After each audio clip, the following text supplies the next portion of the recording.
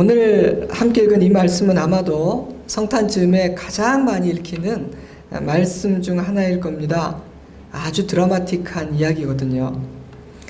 목자들이 들에서 양떼들을 지키고 있을 때 천사가 나타나 세상을 구원할 구원자가 이 땅에 오셨다는 놀라운 소식을 전합니다. 그러더니 하늘에서 천군 천사들이 나타나서 찬송을 부르기 시작하죠. 지극히 높은 곳에서는 하나님께 영광이요 땅에서는 하나님이 기뻐하신 사람들 중에 평화로다. 하지만 사실 그날은 여느 날과 다름이 없는 지극히 평범한 날이었습니다. 그러니 그날에 대해서 무슨 특별한 기대가 있었겠어요. 그래서 목자들은 그날 일어난 일을 보며 많이 당황했고 심지어 겁을 내기도 했던 것 같습니다. 너무나 뜻밖의 일이었으니까요. 하지만 그 밤에 일어난 일은 뜻밖의 일이 아니라 구약의 선지자들이 오래전부터 예언해왔던 일이었습니다. 그날은 이스라엘 백성들이 오랫동안 기다리고 기다려왔던 날이라는 뜻이죠. 하지만 보이고 만져지는 이 세상에서 사는 것이 너무나 익숙해져 버린 나머지 영적으로 무뎌지고 어두워진 그들은 이 세상을 향한 하나님의 구원의 계획이 어떻게 진행되고 있는지 알지 못했습니다. 그래서 정말 많이 놀랐을 거예요. 그들은 보이지 않는 저 높은 곳에서 어떤 일이 진행되고 있는지 전혀 알지 못했으니까요. 때문에 인류의 구원자이신 예수님이 아기의 몸으로 이 세상에 오신 그날 세상은 여느 때와 다름이 없는 아주 평범한 그런 일상을 보내고 있었습니다. 하지만 그날의 의미를 아는 하늘에서는 천군 천사들이 노래를 불렀던 것이죠. 천사가 전해준 말과 천사들이 부르는 그 노래를 들은 목자들은 그제서야 지금 어떤 일이 이루어지고 있는지에 대한 감을 잡고 베들레헴으로 달려갔습니다. 사랑하는 여러분, 우리의 눈에 보이는 것이 전부가 아닙니다. 우리가 볼 수 없고 우리가 만질 수 없고 우리가 알지 못하는 차원의 일들이 있으며 그 일들은 우리가 살아가는 현실의 삶, 그 보이는 삶에 영향을 끼치고 있습니다. 사실 그 일들은 우리가 보고 듣는 이 세상의 일들보다 훨씬 중요하죠. 때문에 내가 알고 내가 볼 수 있는 것이 전부라고 생각하고 사는 삶은 결코 지혜로운 삶이 아닙니다. 성경은 우리가 눈으로 볼 수 있고 손으로 만질 수 있는 것이 전부가 아니라는 사실을 가르쳐 줍니다. 그 모든 일의 배후에 하나님이 계신다고 말합니다. 그리고 그 사실을 알게 될 때 보이는 세상과 나의 삶을 보다 깊고 바르게 이해할 수 있다고 교훈합니다. 목사님, 하나님이 계신다면 세상이 왜 이 모양입니까? 하나님이 성경에 기록해 두셨고 약속했던 그 일들은 도대체 언제 성취되고 이루어지는 건가요? 그런 질문에 대해서 여러 가지 대답을 할 수 있겠지만 베드로는 이렇게 말해줍니다. 주의 약속은 어떤 이들이 더디다고 생각하는 것 같이 더딘 것이 아니라 오직 주께서는 너희를 대하여 오래 참으사 아무도 멸망하지 아니하고 다 회개하기에 이르기를 원하시느니라. 그러나 주의 날이 도둑같이 오리니 그 날에는 하늘이 큰 소리로 떠나가고 물질이 뜨거운 불에 풀어지고 땅과 그 중에 있는 모든 일이 드러나리로다. 하나님의 약속은 오늘 당장이라도 성취될 수가 있지만 하나님께서는 우리를 위해서 인내하고 기다리고 계신다는 것입니다. 베드로는 그 날이 도둑같이 올 것이라고 표현했죠. 사실 성경에 기록된 하나님의 모든 약속들은 매일 매순간 한 걸음 한 걸음씩 그 완성과 성취를 향해 전진하고 있으며 하나님은 당신의 뜻을 이루시는 그 과정에서 여러 가지 사인과 징조들을 주고 계시죠. 도둑은 쥐도 새도 모르게 몰래 와서 훔쳐가는 것이 목적이지만 하나님의 목적은 우리를 당황하게 만드는 것이 아니니까요. 하나님은 우리가 그날을 잘 준비해서 멋지게 맞이하기를 원하시거든요. 하지만 그 사인과 징조들을 눈치채지 못할 정도로 무뎌지고 무지해진 인간들은 하나님의 일들이 마치 도적같이 이루어지는 것이라고 느껴질 겁니다. 그래서 놀라게 되는 것이죠. 아마도 목자들이 경험한 이 밤도 그런 밤이 아니었을까 저는 짐작해 봅니다. 그 밤은요, 우리를 향한 하나님의 약속 중에 가장 중요한 약속이 성취된 날이었습니다. 구약성경 미가서 5장 2절 베들레헴 에브라다야 너는 유다 족속 중에 작을지라도 이스라엘을 다스릴 자가 내게서 내게로 나올 것이라. 그의 근본은 상고에 영원에 있느니라. 그날은 오래전 선지자들을 통해 약속하신 이스라엘을 다스릴 왕, 인류를 구원할 구원자가 베들레헴이라는 곳에서 태어나신 날이었습니다. 그런데 예수님이 사람의 몸을 입고 이 땅에 오신 목적은 무엇일까요? 천군 천사들이 불렀던 그 노래에 힌트가 있습니다. 지극히 높은 곳에서는 하나님께 영광이요, 땅에서는 하나님이 기뻐하신 사람들 중에 평화로다. 예수님은 이 땅에 평화를 선포하고 평화를 이루기 위해 오셨다는 것이죠. 예수께서 십자가에 달리시기 위해 어린 나귀를 타고 예루살렘으로 들어가신 그 마지막 주일을 우리 그리스도인들은 종료주일이라고 부릅니다. 그날에 어떤 일이 있었나요? 나귀 새끼를 풀 때 그 임자들이 이르되 어찌하여 나귀 새끼를 푸느냐? 대답하되 주께서 쓰시겠다 하고 그것을 예수께로 끌고 와서 자기들의 겉옷을 나귀 새끼 위에 걸쳐놓고 예수를 태우니 가실 때 그들이 자기의 겉옷을 길에 펴더라. 이미 감람산 내리막 길에 가까이 오심에 제자의 온 무리가 자기들이 본 바 모든 능한 일로 인하여 기뻐하며 큰 소리로 하나님을 찬양하여 이르되 찬송하리로다. 주의 이름으로 오시는 왕이여 하늘에는 평화요 가장 높은 곳에서는 영광이로다 하니, 아마도 그들은 구약의 선지자들이 오실 메시아는 평강의 왕으로 오실 것이며 이 땅에 평화를 이루실 것이라고 예언했다는 사실을 기억하고 그렇게 노래했던 것 같아요. 제가 좀 전에 읽어드린 미가서 5장 2절 말씀을 다시 읽어드립니다. 베들레헴 에브라다야 너는 유다 족속 중에 작을지라도 이스라엘을 다스릴 자가 내게서 내게로 나올 것이라. 이 사람은 평강이 될 것이라. And he will be our peace. 그는 우리의 평화가 되실 것이라. 때가 되면 그분이 오셔서 이 땅에 우리들의 심령에 여호와의 평안을, 샬롬을, 피스를 이루실 것이다. 오래전 이사야는 이렇게 예언했습니다. 이는 한 아기가 우리에게 낳고 한 아들을 우리에게 주신 바 되었는데 그의 어깨에는 정사를 메었고 그의 이름은 기묘자라, 모사라, 전능하신 하나님이라, 영존하시는 아버지라, 평강의 왕이라 할 것임이라. 그 정사와 평강의 더함이 무궁하며 또 다윗의 왕자와 그의 나라에 군림하여 그 나라를 굳게 세우고 지금 이후로 영원히 정의와 공의로 그것을 보존하실 것이라. 만군의 여호와 열심히 이를 이루시리라. 베들레헴에서 한 아기가 날 터인데 그는 평강의 왕이며 이 땅의 평화를 이루실 분이다.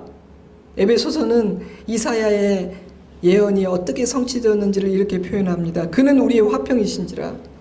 둘로 하나를 만드사 원수된 것 곧 중간에 막힌 담을 자기 육체로 오시고 먼 데 있는 너희에게 평안을 전하시고 가까이 있는 자들에게 평안을 전하셨으니. 화평이신 예수님은 원수된 모든 것들을 허무시고 가까이 있는 자들과 멀리 있는 모든 자들에게 평안을 전하셨다는 것입니다. 사랑하는 여러분, 평강의 왕이신 예수님이 평화를 이루기 위해 이 땅에 오신 날, 그날이 바로 성탄절입니다. 그러므로 성탄은요, 전쟁이 끝나는 날입니다. 평화가 이루어지는 날이죠. 그렇다면 예수님은 누구와 누구 사이에 또 어디에 평화를 이루려고 오신 것일까요? 예수님은 먼저 하나님과 사람 사이에 평화를 이루기 위해서 오셨습니다. 하나님과 사람 사이에 평화가 이루어지는 이 일이 얼마나 중요하고 대단한 일인지 우리는 알지 못할 수도 있습니다. 그러나 이것은 예수님께서 사람의 몸으로 이 땅에 오신 가장 중요한 목적이었습니다. 로마서 5장 8절, 우리가 아직 죄인 되었을 때 그리스도께서 우리를 위하여 죽으심으로 하나님께서 우리에 대한 자기의 사랑을 확증하셨느니라. 그러면 이제 우리가 그의 피로 말미암아 의롭다 하심을 받았으니 더욱 그로 말미암아 진노하심에서 구원을 받을 것이니 곧 우리가 원수 되었을 때 그의 아들의 죽으심으로 말미암아 하나님과 화목하게 되었은즉 화목하게 된 자로서는 더욱 그의 살아나심으로 말미암아 구원을 받을 것이니라. 그뿐 아니라 이제 우리로 화목하게 하신 우리 주 예수 그리스도로 말미암아 하나님 안에서 또한 즐거워하느니라. 사도 바울은 우리가 죄인 되었을 때라는 표현이나 진노하심에서 구원을 받는다라는 표현, 그리고 우리가 하나님과 원수되었으나 그리스도로 말미암아 다시 화목하게 되었다, 이런 표현들을 통해서 하나님과 우리 사이가 불편했고 평화롭지 않았다는 것을 말해주고 있죠. 그 이유는 하나님이 우리를 미워하시거나 우리를 버리셨기 때문이 아닙니다. 놀랍게도 우리가 하나님을 미워하고 싫어하고 하나님을 버렸었기 때문입니다. 참 이상한 일이죠. 선하시고 지혜로우시며 우리를 한없이 사랑하시는 하나님은 우리의 목자가 되어서 우리를 인도하시고 보호해 주기를 원하십니다. 그런데 왜 인간은 그 사랑을 거절하고 하나님이 싫다고 말하고 하나님을 떠나버렸을까요? 그것은 인간의 어리석음과 그런 인간의 어리석음을 통해 역사하고 유혹하는 사단의 합작품이었습니다. 어리석은 인간은 하나님을 거절하고 떠났을 뿐 아니라 나는 하나님 없이도 잘 살 수 있다고 큰 소리를 쳤죠. 하나님의 품을 떠난 인간은 세상의 악과 인간의 욕심이라는 흙탕물 속에서 자신을 더럽히는 삶을 살았습니다. 보이는 것이 전부이기 때문에 세상의 욕심을 따라 사는 것이 지혜라고 외치며 인간은 살아왔습니다. 그래서 하나님과의 관계, 창조주와의 관계는 완전히 깨어지고 말았죠. 아버지와의 관계가 굉장히 어색하고 불편해지고 말았던 것입니다. 진정으로 자기를 아껴주고 사랑해주는 사람의 말을 듣지 않고 나를 망치고 넘어지게 하는 달콤한 음성에 귀를 기울이는 것, 그것이 인간의 어리석음이죠. 제 딸이요, 어릴 때 그런 말을 한 기억이 납니다. 아빠, 참 이상하게도 몸에 좋지 않은 음식은 맛이가 좋아. 근데 이상하게도 몸에 좋은 음식은 맛이가 좋지 않아. 그냥 느낀 대로 한 이야기겠지만 저는 그 말이 옳다 하는 생각이 들었습니다. 저는 그렇게 생각해요. 어른이 된다는 것이 뭐냐? 지혜로워지고 성숙해진다는 것이 무엇이냐? 달콤함과 거짓에 속지 않는 실력을 가지는 것이 어른이다. 그것이 성숙한 것이고 그것이 지혜로워지는 것이다. 그렇지 않을까요? 하지만 그런 실력과 지혜를 갖지 못했던 인간은 아버지의 품을 떠나버렸습니다. 창조주의 말에 귀를 기울이지 않고 뱀의 말에 귀를 기울였기 때문이죠. 결과는 좋지 않았어요. 하나님과의 평화도 깨어지고 말았습니다. 예수님은요, 그렇게 우리가 망쳐버린, 깨어져버린 그 아버지와의 관계를 회복시켜 주시기 위해 사람의 몸을 입고 이 땅에 오셨습니다. 너무나 더러워져 버렸고 썩은 냄새가 나는 진동하는 더러운 옷을 입은 우리는 하나님 앞에 설 수 없고 하나님과 화목할 수가 없습니다. 그래서 예수님은 우리를 깨끗하게 씻겨주시고 깨끗한 새 옷을 입혀 아버지 앞에 세우기 위해 오신 것입니다. 그것이 바로 십자가입니다. 성탄절은요, 하나님과 우리를 화목하게 하시는 예수님의 사역이 매우 구체적으로 그 첫 발을 내디딘 날입니다.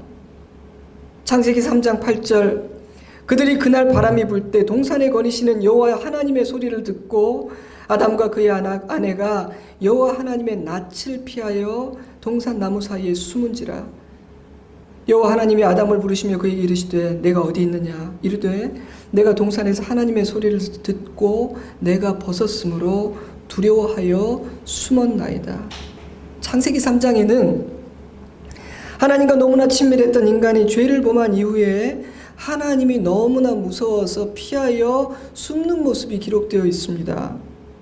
여러분, 인간은요, 하나님이 두려워지고 하나님을 피하게 되고 하나님으로부터 숨게 되면요, 불행해집니다. 이 세상의 그 어떤 것으로도 채울 수 없는 인생의 공허함과 허물을 채울 수 있는 유일한 분은 하나님 한 분밖에 없기 때문이죠. 우리는 오직 하나님 안에서만 쉴 수 있고 위로를 받고 소망을 발견할 수 있기 때문입니다. 그런데 그런 우리가 하나님이 두려워지고 하나님을 피하게 되면 어떻게 평안할 수가 있겠어요? 사랑하는 여러분, 여러분은 평안하십니까? 여러분은 하나님과 화목하신가요?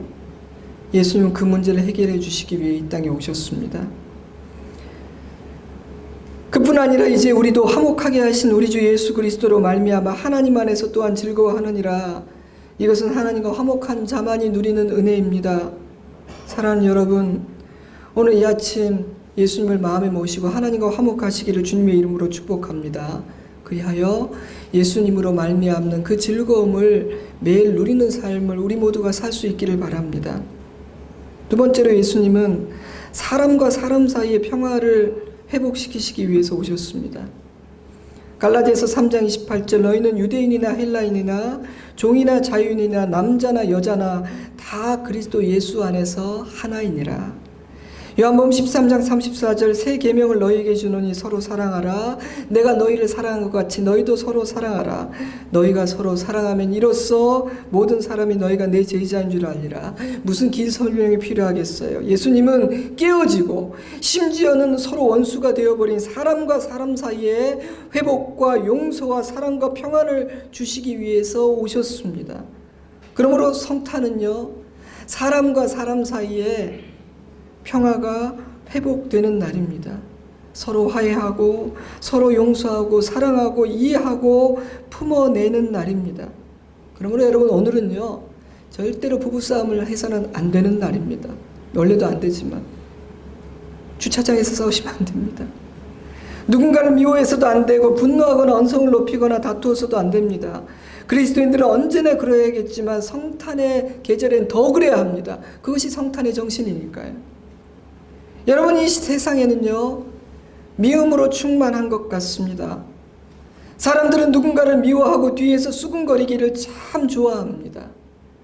이 시대에는 분노로 가득 차 누군가가 건드리기만 하면 분노하고 전쟁을 일으킬 만반의 준비를 갖춘 사람들이 참 적지 않아 보입니다. 올해 6월 경남 양산의 어느 아파트 주민이 외벽에서 도색 작업을 하던 분의 밧줄을 끊어 생명을 앗아간 너무나 충격적인 사건이 있었던 거 여러분 기억하십니까? 하도 그런 일들이 많다 보니까 잊어버리고 있었을지도 모르겠습니다. 그런 일이 있었어요. 그 이유가 어이없었죠. 자신의 분노를 다스리지 못한 한 사람이 저지른 너무나 충격적인 사건이었습니다. 돌아가신 그분에게는 5남매의 자녀가 있었는데요, 얼마 전에 그 자녀들이 아직도 그 충격에서 헤어나오지 못하고 첫째 딸은 지금 공황장애 때문에 종종 쓰러진다는 기사를 읽고 저는 정말 자식을 둔 부모로서 가슴이 찢어지는 것 같았습니다. 사랑하는 여러분, 분노와 미움, 다툼과 갈등은 언제나 파괴적인 결과를 낳습니다. 물론 미워하거나 분노할 만한 합당한 이유가 있을 수도 있죠. 우리 주변에는 분노를 유발하는 사람들과 미움과 분노를 불러일으키는 부조리한 일들도 비일비재하니까요. 그러나 그럴 만한 이유가 있는 미움과 분노를 할지라도 그것을 해결해내지 못하고 오래 품고 있으면 그것은 반드시 파괴적인 결과를 낳는다는 것을 우리는 잊어서는 안 됩니다. 예수님은 그러한 험악한 세상에 평화를 이루기 위해 오셨습니다. 사람과 사람 사이의 평화를 이루기 위해 오셨습니다. 그것이 우리를 살리고 우리에게 평화를 허락하시는 일이니까요. 세상에는 미움뿐만 아니라 사람과 사람 사이에는 수많은 차별도 있는 것 같습니다. 아이들 사이에 휴거라는 말이 유행한다는 말을 제가 듣고 드디어 기독교 국가가 되려나? 이렇게 종교적인 말이 초등학생들 사이에서 이렇게 유행되다니, 알고 보았더니 휴먼시아에 사는 거지들이라는 가난한 사람을 비하하는 그런 말이라고 해요. 저는 어린아이들조차 그런 사고방식을 갖고 자라는 것이 너무나 슬프고 절망이 되었습니다. 만약 부모 때문에 아이들이 그런 생각을 가지게 되었고 부모가 그런 가치관을 조장한 것이라면 그 부모는 정말 부끄러워해야 하고 그것에 대해서 책임져야 한다고 생각합니다. 저희 동네 학원에 지금 공부를 하면 치킨을 시키는 사람이 되고 지금 열심히 공부를 하지 않으면 치킨을 배달하는 사람이 된다는 표가 붙어 있다 그래요. 저는 그 이야기를 듣고 좀 지나칠 정도로 분노를 했습니다. 저희 가족들이 왜 그렇게 흥분하냐, 왜 예능을 다큐로 받아들이냐, 뭐 이런 식으로 저에게 말을 했지만 저는 굉장히 기분이 나쁘고 좀 화가 났습니다. 아니, 어떻게 아이들에게 그런 가치관을 심어줄 수 있나요? 열심히 일하며 살아가는 분들을 보며 아이들이 도대체 무슨 생각을 하겠습니까? 저는 혹시라도 아이들이 그 표에 도전을 받아서 공부를 할까봐 더 걱정이 되었습니다. 인간의 생각과 가치관은 너무나 왜곡되고 뒤틀려 버렸습니다. 너무 세속화되어 버렸습니다. 그래서 이 세상에는 수많은 차별이 존재합니다. 그래서 사람과 사람 사이에 갈등이 일어나고 전쟁이 발발합니다. 세대와 세대가 점점 멀어지고 대화가 통하지 않게 됩니다. 그래서 예수님은 이 땅에 오셨습니다. 사람과 사람 사이에 깨어져 버린 그 평화를 회복하기 위해 오셨습니다. 자기의 형상대로 지음받은 그 인간들이 서로를 차별하고 무시하고 미워하고 질투하고 다투는 것이 너무나 마음이 아파서 견딜 수가 없었기 때문이죠. 저는 우리 교회가 예수님께서 이루신 사람과 사람 사이에 평화가 있는 곳이기를 기도합니다. 미움과 분노와 시기 질투와 다툼이 아닌 이해와 화해와 사랑으로 가득한 예수님의 공동체이기를 바랍니다. 세상에서 한 번도 사람 대접 받아보지 못한 사람들이 이곳에 와서는 존귀한 하나님의 사람으로 대접받는, 이해받고 품어지는 공동체이기를 저는 소망합니다. 저는 우리 교회가 가난한 자와 부자가, 높은 지위를 가진 자와 전혀 그렇지 않은 사람들이, 너무나 좋은 집에 사는 사람들과 저 지하 단칸 한 방에 사는 사람들이 아무런 거리낌이 없이 어울릴 수 있는 예수 그리스도의 공동체가 되기를 바랍니다. 복음 안에서는 있는 자 높은 자는 자신을 낮춰야 하고 없는 자도 위축되지 않아야 합니다. 세상의 것들 때문에 차별을 하거나 차별을 받고 세상의 것들 때문에 교만하거나 기가 죽는다면 우리는 복음을 모르는 것입니다. 예수의 공동체가 아닌 것입니다. 우리는 이러한 성탄의 정신을 자녀들에게도 똑바로 가르쳐야 합니다. 그것이 부모의 책임입니다. 바울이 감옥에 갇혀 있을 때 오네시모라는 사람을 만나게 되죠. 그는 바울을 통해 복음을 듣고 회심하게 됩니다. 새 사람이 되죠. 그런데 그는 바울이 잘 알고 있던 신실한 동역자 빌레몬의 종이었고 주인에게서 도망쳐온 죄수였어요. 바울은 이 오네시모를 빌레몬에게 돌려보내면서 이렇게 편지를 씁니다. 이후로는 종과 같이 대하지 아니하고 종 이상으로 곧 사랑받는 형제로 둘 자라. 내게 특별히 그러하거든 하물며 육신과 주 안에서 상관된 내게랴. 그러므로 내가 나를 동역자로 알진대 그를 영접하기를 내게 하듯 하고. 사랑하는 빌레몬이여, 한때 당신의 종이었던 오네시모는 이제 나의 형제가 되었어. 그러니 당신도 그를 이제 종으로 대하지 말고 형제로 대해주길 바랍니다. 여러분, 이것이 예수님께서 이 땅에 오셔서 이루신 정확한 그 일입니다. 유대인이나 헬라인이나 종이나 자유인이나 남자나 여자나 다 그리스도 예수 안에서 형제가 되고 가족이 되게 하신 것이죠. 사람과 사람 사이에 평화를 이루신 거예요. 예수의 복음이 처음 전파되고 교회가 처음 세워지던 그때는 돈으로 사람을 사고 파는 것이 자연스럽던 시대였습니다. 때문에 종은 주인의 소유물이었고 전구를 갈아치우듯이 함부로 할 수 있는 존재였죠. 그런데 주인과 종이 예수의 복음을 받아들이게 되고 한 공동체에서 예배를 드리게 되자 그들은 형제가 되고 자매가 됩니다. 하루아침에 관계가 바뀐 거예요. 호칭이 바뀌고요. 세상은 깜짝 놀랐습니다. 그런 차원에서 기독교는 매우 급진적이고 파격적인 종교라고 생각합니다. 총을 들고 칼을 들어서가 아닙니다. 사회를 전복시키는 진보적인 세력이란 뜻도 아닙니다. 진정한 그리스도인은 예수님의 사랑 안에서 세상이 상상할 수 없는 일을 행하기 때문입니다.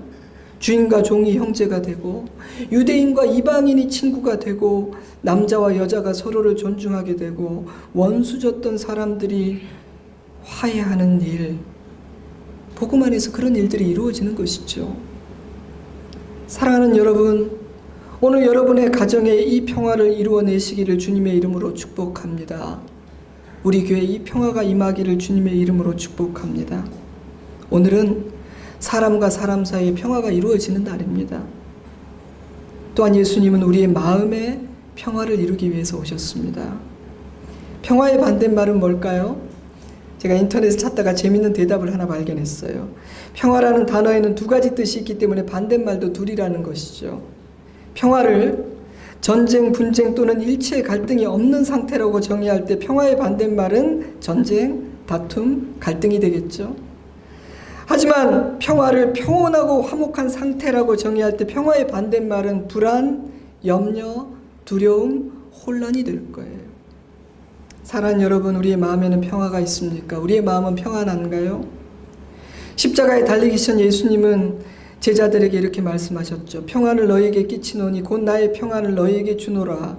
내가 너희에게 주는 것은 세상이 주는 것과 같지 아니하노라. 너희는 마음에 근심하지도 말고 두려워하지도 말라. 부활하신 예수님은 제자들에게 이렇게 말씀하셨습니다. 이날 곧 안식 후 첫날 저녁 때 제자들이 유대인들을 두려워해 모인 곳에 문들을 닫았더니 예수께서 오사 가운데 서서 이르시되 너희에게 평강이 있을지어다. 이 말씀을 하시고 손과 옆구리를 보이시니 제자들이 주를 보고 기뻐하더라. 예수께서 또 이르시되 너희에게 평강이 있을지어다. 아버지께서 나를 보내신 것 같이 나도 너희를 보내노라. 예수님이 얼마나 간절한 마음으로 평안을 주고자 하셨는지 여러분 느껴지세요? 예수님은 제자들이 두려워하지 않고 근심하지 않기를 바라셨습니다. 그리고 너희가 알고 누리게 된 이 평강을 세상에 나가서 전하라고 명령하셨죠. 예수님은 왜 우리 마음에 평강을 주고자 하실까요? 우리의 마음에 평안이 없기 때문입니다. 우리의 마음에 두려움과 근심과 염려와 불안이 있기 때문이죠. 이 세상에는 우리의 평안을 빼앗아가는 일들이 너무 많아요. 지난주에 한 아이돌이 스스로 목숨을 끊었습니다. 28살, 아주 실력 있고 유능한 젊은이였다고 합니다. 부와 인기를 가진 청년이었다고 해요. 하지만 그의 마음은 우울했고 아팠습니다. 그는 누구에게도 위로받지 못했고 평안을 누리지 못했습니다. 그 일이 있은 이후에 수많은 네티즌들은 내가 요즘 글을 읽어보는데 누구도 위험하다, 누구도 위험하다, 그 사람을 지켜봐야 된다, 그렇게 서로 소식을 전하고 있다고 해요. 그것이 그 친구만의 문제일까요? 모든 인간에게 드리운 문제는 아닐까요? 여러분은 괜찮습니까? 여러분은 평안하신가요? 예수님은 우리의 마음에 평안을 주기 위해서 오셨습니다. 수고하고 무거운 짐진 자들아 다 내게로 오라. 내가 너희를 쉬게 하리라. 예수님은 내가 너희에게 주는 평안은 세상의 그 어떤 것도 빼앗을 수 없다고 말씀하셨습니다. 저는 하나님의 평강이 얼마나 중요한 것인지를 알고 있기에 기도할 때마다 그 평강이 제 마음에 우리 가정에 있기를 기도합니다. 그래서 저는 샬롬이라고 인사하기를 좋아하고요. 여러분들을 위해서 기도할 때마다 항상 빠지지 않는 기도 중에 하나는 주님 평안을 허락해 주세요 라는 기도입니다. 평안은 연약한 것이 아닙니다.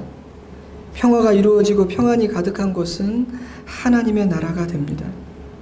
사랑하는 여러분, 오늘 우리 마음에 있는 두려움과 근심과 염려가 평안으로 바뀌게 되기를 바랍니다. 그리고 그 평안을 누리고 전할 수 있기를 바랍니다. 마태복음 5장 9절 말씀, 화평하게 하는 자는 복이 있나니 그들이 하나님의 아들이라 일컬음을 받을 것이며 Blessed are the peacemakers, for they will be called children of God. 화평케 하는 자가 하나님의 아들이다. 좀 충격적이지 않으세요? 뭐 꼭 그런 뜻은 아니겠지만 뒤집어 보면 화평케 하는 일을 하지 못하는 자는 하나님의 자녀가 아니다. 하나님의 자녀는 화평하게 하는 사람입니다. 피스메이커, 가는 곳마다 평화를 만들어내는 사람입니다. 우리를 통해 그런 일들이 이루어질 때 우리가 하나님의 아들이라는 사실이 증명된다는 것이죠. 놀랍지 않습니까? 안 놀라우신가 보네요. 다 알고 계셨기 때문에. 그리스도인의 얼굴에는 평안과 인자함이 묻어나야 하는 것 같습니다. 우리를 보는 사람들이 저 사람 상황이 좋은 것만은 아님을 내가 아는데 솔직히 나보다 형편이 더 좋지 않은데 왜 저 얼굴에서 평안과 감사가 묻어나는 것이지? 이렇게 궁금해한다고 생각합니다. 성탄은 하나님과 우리 사이에, 사람과 사람 사이에, 또한 우리의 마음의 평화를 이루기 위해 예수님이 오신 날입니다. 감사한 날이고 기쁜 날이고 소망의 날이죠. 그런데 뉴스를 보면요, 정치, 사회, 경제 모든 분야에서 이 성탄에 분열과 갈등과 다툼의 소식들이 가득한 것 같아요. 싸움은 말리라 그랬는데, 흥정은 묻히고 싸움은 말리라고 했는데, 오히려 시비를 붙이고 갈등을 조장하는 그런 뉴스도 적지는 않은 것 같아요. 모두가 성탄에 어울리지 않는 소식들입니다. 한편으로는 그러니 예수님이 오셔야 했구나, 이 평화는 사람의 실력으로 만들 수가 없는 것이구나 하는 생각도 들어요. 세상을 보고 성도들의 삶을 보며 성탄 즈음에, 이 성탄의 계절에 사단은 더 교활하고 강력하게 싸움을 걸어오는 것 같다라는 느낌이 들기도 해요. 예수님께서 평화를 이루기 위해 오신 이 성탄절에 아주 그냥 사단은 그 평안을 빼앗으려고 더 전략적으로 공격을 많이 하는 것 같아요. 아주 못됐습니다. 혹시 여러분에게는 그런 일이 없었나요? 여러분의 마음에서, 여러분의 가정에서, 여러분이 맺고 있는 모든 관계에서 평화를 빼앗으려고 하는 사단의 전략에 속지 마시기 바랍니다. 사랑하는 성도 여러분, 이 성탄의 계절에 평화를 이루어냅시다. 오늘 함께 예배드리고 함께 교제하며 예수 그리스도께서 이 땅에 오셔서 주신 그 평화를 누리고 나눕시다. 그 평안을 빼앗기지 않는 수준이 아니라 저와 여러분이 가는 곳에 우리 때문에 여호와의 샬롬이, 그 피스가 이루어지게 되게 해달라고, 내 남은 삶은 피스메이커로 살게 해달라고 기도합시다. 주님께서 평화를 이루시기 위해 이 땅에 오신 날, 이 땅의 전쟁이 끝나고 화목하게 되는 일이 이루어지기를 주님의 이름으로 축복합니다. 기도하겠습니다. 여러분, 잠시 기도하겠습니다. 옆에 가족들이 왔거나 손을 잡아도 괜찮은 사이라고 생각되신다면 손을 잡고 기도해도 좋겠습니다. 주님, 올 한 해 지켜주신 것 감사합니다. 평화를 이루기 위해 이 땅에 와주신 것 감사합니다. 우리 가정에, 우리 교회, 이 나라에 하나님의 평안을 이루어 주시고 나로 말미암아 여호와의 평안이 이루어지게 하여 주시옵소서. 우리 잠시 기도하겠습니다.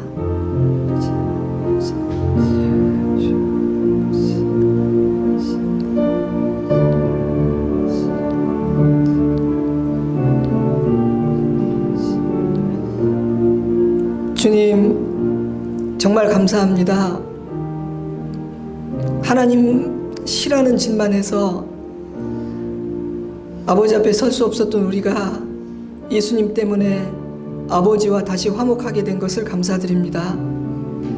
참 부족하고 못된 구석이 많은 인간인지라 차별하고 다투고 시기했던 관계들이 예수님 때문에 화해하고 평화를 이루게 하신 것 감사드립니다.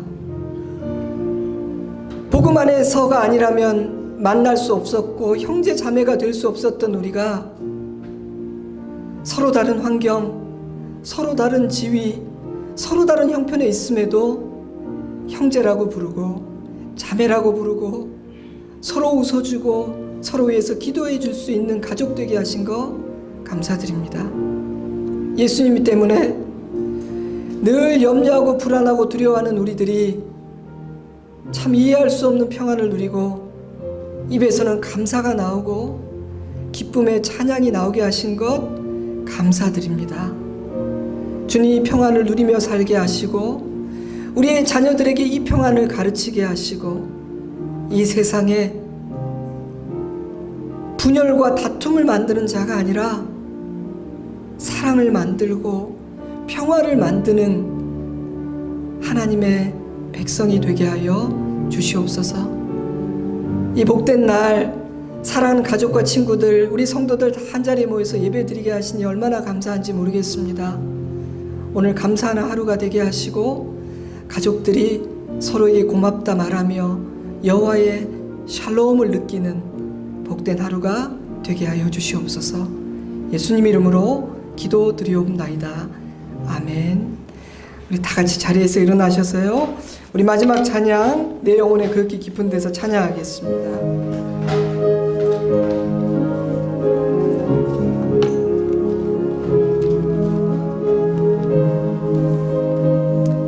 마음의 고백으로 드리겠습니다. 내 영혼의 극히 깊은 데서 맑은 가락이 울려나네. 하늘 곡조가 언제나 흘러나와 내 영혼을 고이 싸네.